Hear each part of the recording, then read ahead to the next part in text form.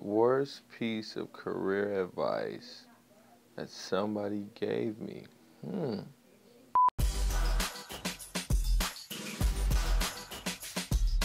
The worst career advice I ever received was, you're working for the man and all he wants to do is take advantage of you, so take advantage of him as much as you can. What did I receive from that? Well, I got fired. What I learned from that: when you go and work someplace, you have 8 hours or 10 hours you're going to spend there a day. How can you get the most education that you can from that place also that will help you contribute more to that place?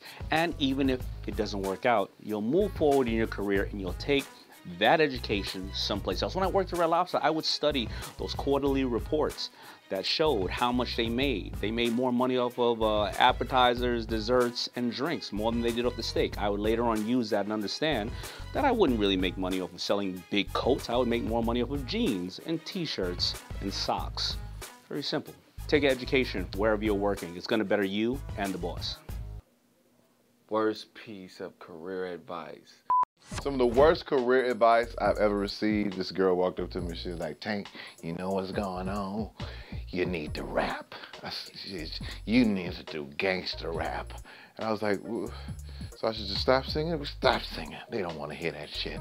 And worst piece of advice. And I rapped a couple songs, and it didn't quite turn over. It didn't feel as Drake-ish as I thought it was gonna feel. So I just stick to the singing. And it's been working for me. I ain't gonna say the rest, you know the rest.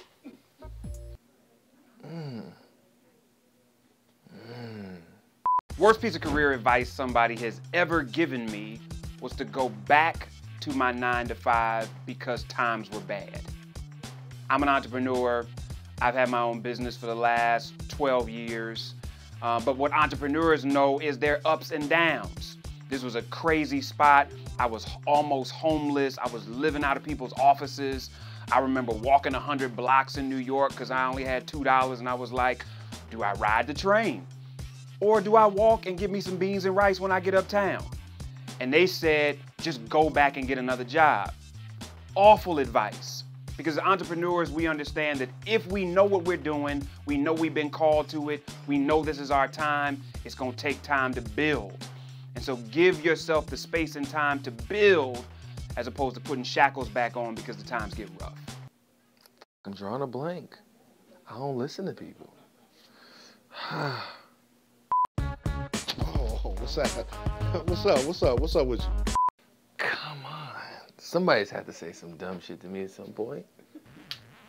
The worst piece of career advice that I've ever gotten was from a buddy of mine who shall remain nameless right now because it was a bonehead idea. And I was even more boneheaded for following this dude's advice. I was going through a terrible time in my life, financially horrible, broke as fuck. I had kids, I got to take care of the kids, I had no money for them. What am I going to do to get some money? My homeboy told me, Slink, you need to get 9 ounces of hard, get on the plane and go straight to New Orleans and get your money. And I was like, sound pretty good, man, but after being down there a little bit and seeing some dope boy ways, man, I found out that wasn't a life for me. I'm just glad I made it out unscathed. But yeah, man, that was the worst piece of career advice I got. Get them 9 ounces of hard and go out there and sell that dope. Oh, okay. Somebody asking to work with me who was terrible. And it was just like, oh, this is a horrible idea because you're horrible. You know what I mean? And they're like, no, we should work. And, you know, I got the budget. And it's like, nope, you can't pay me to do this and subject my ears to this trashness. You know, my ears are trained. I know when it's flat, when it's sharp. And you're horrible. So I have to, you know, pass on this.